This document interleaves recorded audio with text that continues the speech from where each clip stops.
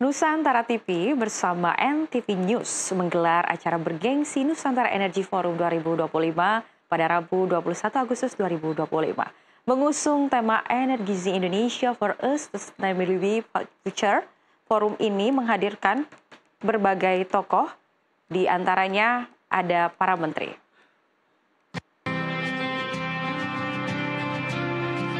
Di tengah urgensi transisi energi global, Indonesia bersiap mengambil peran penting dalam peta ekonomi hijau Indonesia. Sebagai wujud nyata komitmen ini, Nusantara TV bersama NTV News menggelar Nusantara Energy Forum 2025 pada Rabu 20 Agustus 2025 di Nusantara Ballroom NT Tower. Acara ini mengusung tema Energizing Indonesia for a Sustainable Future, menghadirkan tokoh penting dalam sektor energi, investasi, dan pembangunan nasional. Di antaranya Menteri Desa dan Pembangunan Daerah Tertinggal Yandri Susanto dan Wakil Menteri Dalam Negeri Bima Arya Sugiarto. Menteri Desa dan Pembangunan Daerah Tertinggal Yandri Susanto mengatakan saat ini masih ada 3.000 desa yang belum menerima manfaat energi listrik. Padahal desa merupakan sumber daya alternatif dan energi terbarukan seperti tenaga air, surya, geotermal, dan angin. Yandri juga meyakinkan di bawah kepemimpinan Presiden Prabowo Subianto, seluruh desa dapat merasakan manfaat listrik yang didukung dengan kebijakan dan alokasi anggaran.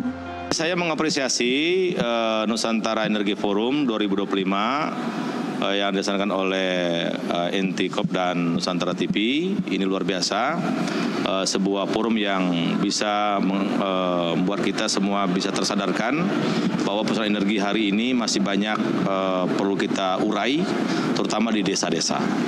Tadi saya sampaikan masih banyak desa yang sampai hari ini di 80 tahun Indonesia Merdeka masih ada yang belum menikmati aliran listrik, apalagi turunannya.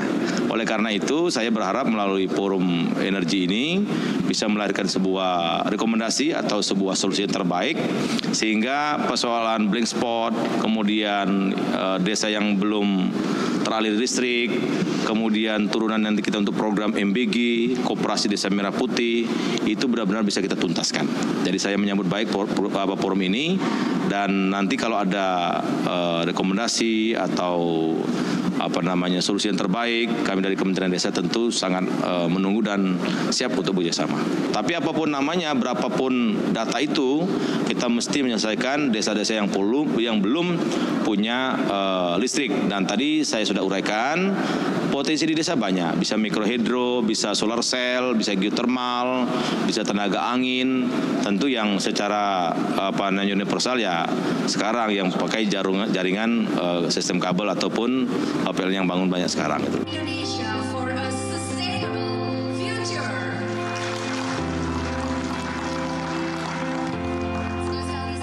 Sementara itu dalam pembukaannya, Presiden Komisaris NT Corporation Nurdin Tampubolon menyebut energi erat kaitannya dengan kebutuhan masyarakat. Nurdin Tampubolon mengatakan dalam upaya membangun desa diperlukan juga perhatian khusus dalam penyediaan energi. Akan tetapi Nurdin Tampubolon menekankan agar kemajuan teknologi dan ketahanan energi di desa tidak menggerus budaya lokal. Makanya kemarin kami mengundang juga dari Batak Center ya Pak Menteri, sekalian saya laporkan budaya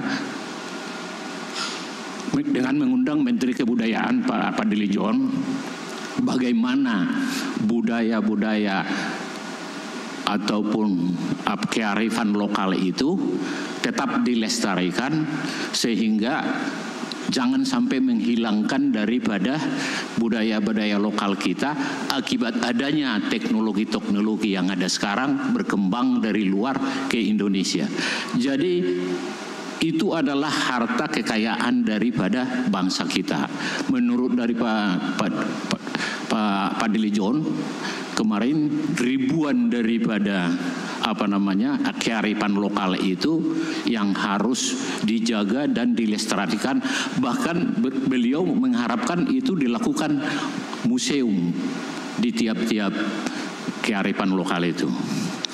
Nah, untuk itulah sinergi antara budaya mereka, teknologi yang dibutuhkan untuk mengelola sumber daya mereka yang melakukannya adalah masyarakat desa sendiri, mereka akan lebih cepat menerimanya. Dengan sendirinya nanti perkembangannya akan secara perlahan bisa menguasai teknologi digitalnya. Selanjutnya dalam paparan Wakil Menteri Dalam Negeri Bima Arya Sugiarto, optimis pemerintah melalui kepala daerah dapat mendukung program mitigasi perubahan iklim dan zero emissions. Menurutnya hal ini karena mayoritas kepala daerah berada pada rentang usia di bawah 40 tahun yang peduli terhadap isu lingkungan. Kami melihat komposisi kepala daerah hari ini menjanjikan untuk satu gerakan yang pro terhadap mitigasi perubahan iklim dan net zero emission. Karena mayoritas muda, ada hampir 100 orang yang usia di bawah 40, begitu lebih muda daripada generasi sebelumnya, dan mayoritas juga pendatang baru. Dan tantangannya adalah bagaimana Kemendagri bersama dengan Asosiasi Kepala Daerah dan juga tentu kementerian-kementerian yang lain, termasuk Kementerian Lingkungan Hidup, ini bisa berkolaborasi bersama-sama dengan para kepala daerah ini dengan menggandeng juga tentunya teman-teman media agar kepedulian terhadap perubahan iklim ini bisa lebih diturunkan menjadi aksi-aksi nyata. Terkait hal ini, Kementerian Dalam Negeri juga akan berkolaborasi dengan kementerian lain dan industri media untuk mempercepat solusi mitigasi perubahan iklim hingga ketahanan energi.